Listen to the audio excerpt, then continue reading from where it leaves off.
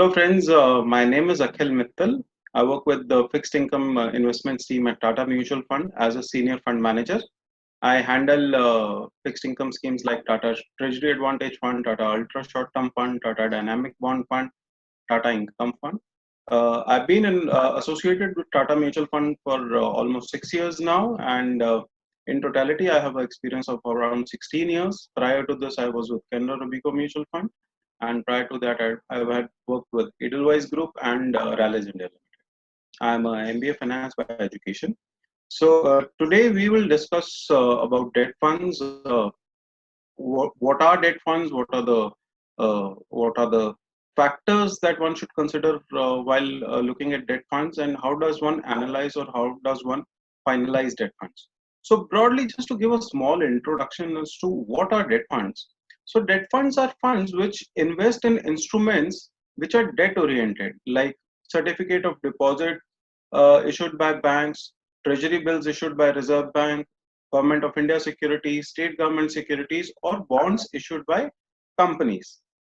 Now, the returns that the fund makes or the earnings of the fund is in of debt funds is through number one, the coupon payment or the interest rate that the fund receives while from the instruments that it has invested in, and secondly, from the price change of the instruments of fixed income. Now, why does price change is important?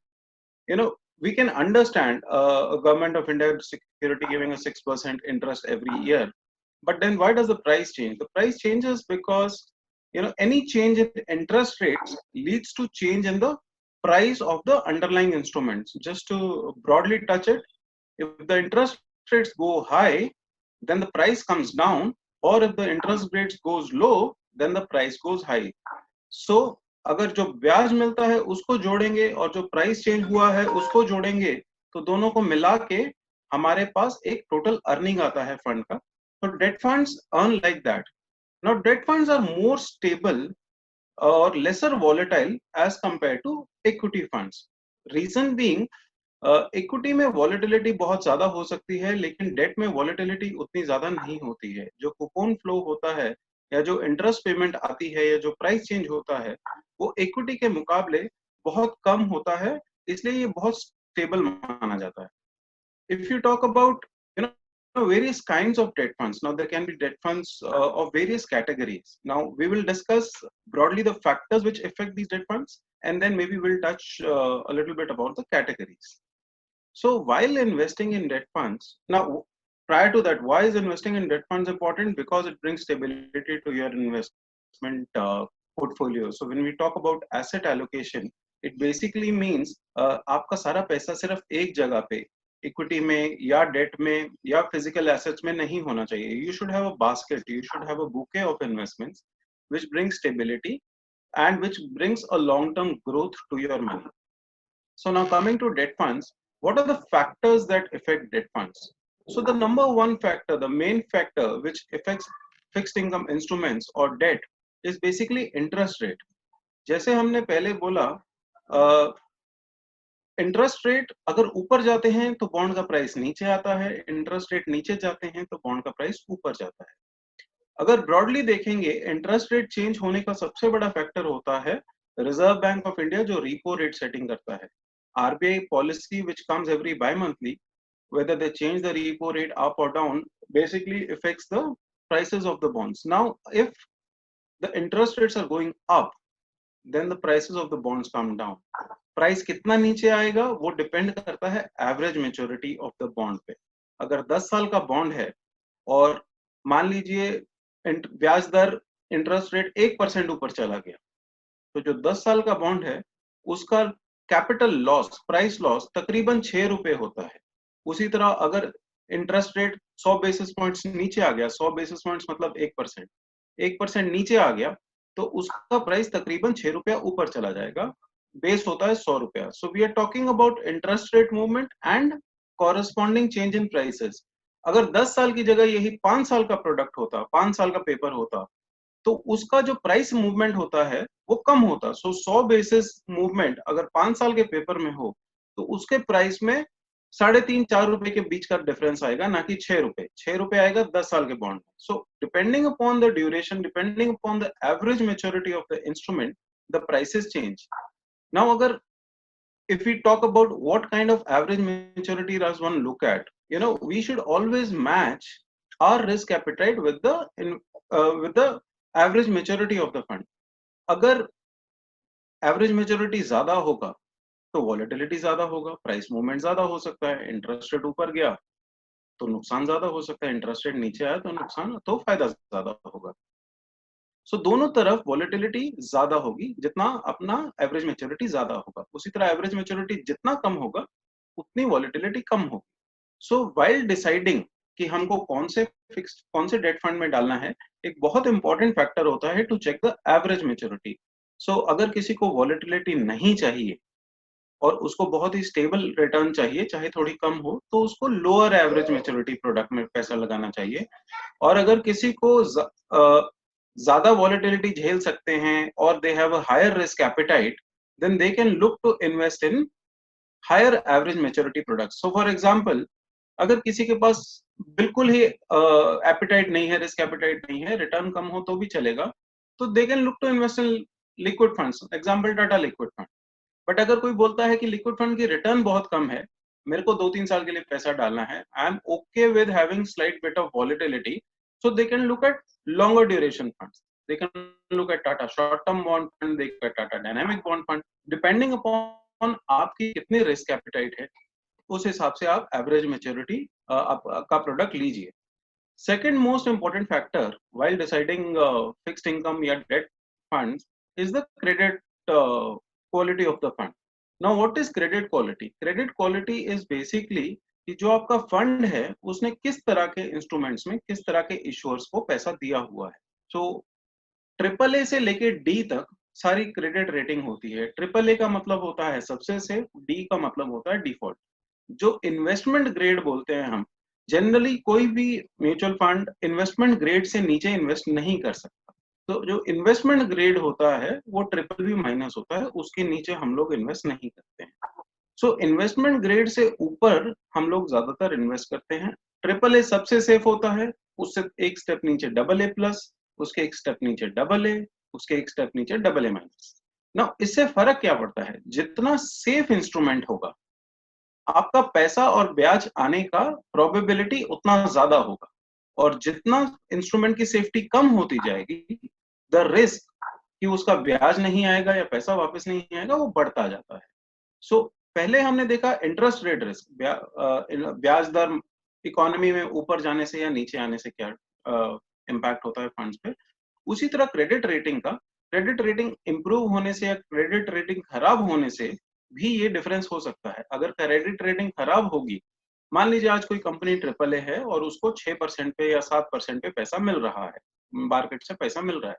अगर वो company का business खराब हो गया और उनको market से बोरो करने जाना है, तो उनका क्रेडिट रेटिंग नीचे आ गया है, ट्रिपल ए नहीं रहा डबल ए हो गया है, तो अभी उनको 7% पे पैसा नहीं मिलेगा। इन्वेस्टर क्योंकि ज्यादा रिस्क ले रहा है, देयर इज अ प्रोबेबिलिटी कि कंपनी को ब्याज देने में या पैसा वापस देने में ट्रिपल ए जितनी सेफ्टी नहीं है, तो इसलिए इन्वेस्टर बोलेगा मेरे को ज्यादा ब्याज दीजिए, तो 7% की जगह उसको 8% पे पैसा मिलेगा। तो इंटरेस्ट रेट ऊपर चला गया, जैसे ही इंटरेस्ट रेट ऊपर चला गया आपका प्राइस कम हो। So credit risk is another very important factor which one should consider. So एक कोई भी डेट फंड होता है उसके अंदर बहुत सारे इश्यूअर्स, बहुत सारे सेक्टर्स का एक कंबाइन करके एक पोर्टफोलियो बनता है। सो क्रेडिट रेटिंग आपके फंड में जो जो कॉन्स्टिट्यूएंट हैं, जो जो इन्वेस्टमेंट्स हैं, उनकी क्रेडिट रेटिंग चेक कीजिए। क्रेडिट रेटिंग किस तरह की है, ट्रिपल ए क्रेडिट रेटिंग है, डबल ए माइनस है, तो इसके ऊपर इस बेसिस पे at least you will come to know कि आपका जो इन्वेस्टमेंट है वो सेफ इन्वेस्टमेंट है या उसमें रिस्क थोड़ा ज्यादा है। जितना सेफ होगा उतना श्योरिटी ऑफ रिटर्न ज्यादा होता है, इसलिए उतना रिटर्न एक्सपेक्टेशन थोड़ा कम रखना चाहिए। लेकिन अगर आपको वॉलेटिलिटी झेल सकते हैं और अगर आपको ज्यादा रिटर्न चाहिए तो आपको थोड़ा क्रेडिट कर्व में नीचे जाना पड़ेगा। रिस्क सिर्फ इतना होता है कि इक्विटी में जैसे आप बेच सकते हो, फिक्स्ड इनकम में अगर डिफॉल्ट होता है तो आपका पूरा पैसा वो कंपनी का डूब जाता है। जो भी हम डिफॉल्ट सुनते हैं दैट बेसिकली मींस कि वो कंपनी रिस्ट्रक्चरिंग में जाता है या अ, किसी तरह के रेजोल्यूशन में जाता है, तो वो इसलिए उसका प्राइस इम्पैक्ट फंड पे काफी बड़ा होता है और इसलिए पैसा फंड को नुकसान होता है. So this is a very important factor, credit ratings, which one should consider. Thirdly, it is also important to know how long does the investor want to invest. आप कितनी देर के लिए पैसा इन्वेस्ट करना चाहते हैं. ये इसलिए जरूरी है क्योंकि जैसे मैंने बताया, इंटरेस्ट रेट वॉलेटिलिटी हो सकता है, क्रेडिट वॉलेटिलिटी हो सकता है, इकोनॉमिक साइकिल चेंज होते रहते हैं. अगर आपको 2-3 महीने के लिए पैसा इन्वेस्ट करना है, तो आप कोई लॉन्ग ड्यूरेशन प्रोडक्ट में इन्वेस्ट नहीं कर सकते हैं. वो बहुत ज़्यादा रिस्की हो जाएगा क्योंकि ब्याज दर ऊपर जाएँगे या नीचे जाएँगे, तो आपको नुकसान, रिटर्न आने की जगह नुकसान भी हो सकता है. और अगर आपको बहुत लंबे टाइम के लिए पैसा डालना है, रेगुलर स्टेबल इनकम के लिए पैसा डालना है, तो आप लिक्विड फंड में पैसा नहीं रखेंगे क्योंकि उसमें रिस्क सबसे कम होता है, इसलिए उसका रिटर्न भी थोड़ा कम आएगा. सो ये ध्यान में रखना पड़ेगा कि हमारी किस तरह की होल्डिंग होराइजन है, इन्वेस्टमेंट होराइजन है. फॉर एग्जांपल, अगर मेरे को ब्रॉडली देखेंगे, मेरे को 1 साल के लिए अगर पैसा इन्वेस्ट करना है, सो उसके लिए लो ड्यूरेशन प्रोडक्ट जिसकी एवरेज मैच्योरिटी 6 महीने से 1 साल के बीच है, उस तरह के प्रोडक्ट काफी अच्छे सूट करेंगे. लेकिन किसी को 2-3 साल के लिए पैसा इन्वेस्ट करना है, उनके लिए short term bond fund, Tata short term bond fund जैसे प्रोडक्ट जिनकी एवरेज मैच्योरिटी तकरीबन 3 साल रहती है, वो बहुत अच्छा सूट करेगा. अगर किसी को 3 साल से ज्यादा के लिए पैसे रखना है, तो लॉन्गर ड्यूरेशन जैसे टाटा इनकम फंड या डायनामिक बॉन्ड फंड, उस तरह के प्रोडक्ट्स में पैसा रख सकते हैं. सो अपनी एवरेज, आपकी जो होल्डिंग है उसको एवरेज मैच्योरिटी के साथ जरूर एक बार मैच कीजिए. कहने का मतलब ये है, अगर आपको 1 महीने के लिए पैसा इन्वेस्ट करना है तो आप लिक्विड फंड में कीजिए, अगर आपको 3 महीने के लिए इन्वेस्ट करना है आप अल्ट्रा शॉर्ट टर्म में कीजिए, 1 साल के लिए करना है लो ड्यूरेशन में कीजिए, लंबे टाइम के करना है तो लॉन्ग ड्यूरेशन प्रोडक्ट्स में कीजिए, लॉन्ग एवरेज मैच्योरिटी प्रोडक्ट्स में कीजिए.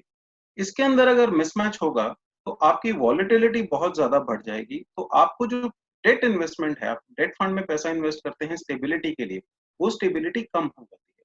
सो इसकी मैचिंग भी बहुत जरूरी है.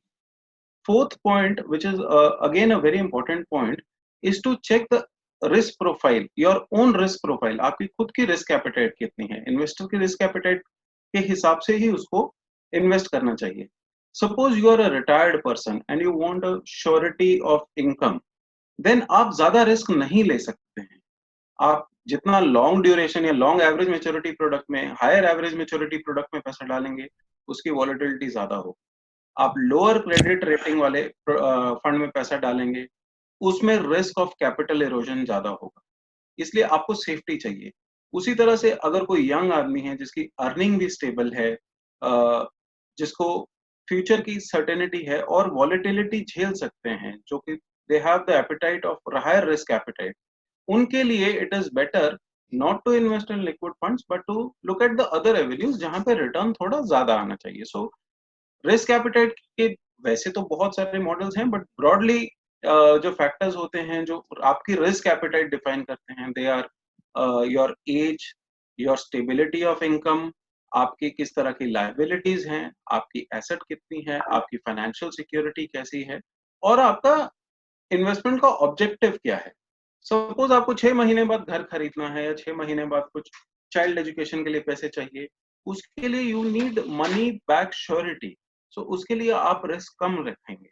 अगर आपको सब कुछ, आपका लाइबिलिटीज पूरी हो चुकी हैं, आपको कोई बड़ी ऑब्लिगेशन नहीं है, then at your point in time you can decide कि this money should earn higher return. So अपनी रिस्क एपेटाइट जानना भी बहुत जरूरी है. सो ब्रॉडली हमने क्या देखा, average maturity of the fund जितना ज्यादा होगा उतना वॉलेटाइल ज्यादा होगा. Credit rating of the fund, credit rating, credit quality of the instruments in the fund, जितना लोअर रेटेड होगा उतना रिस्क ज्यादा होगा, जितना हायर रेटेड होगा उतना सेफ होगा. हायर रेटेड मतलब ट्रिपल ए सेफ, सबसे सेफ माना जाएगा, और डी सबसे खराब माना जाएगा.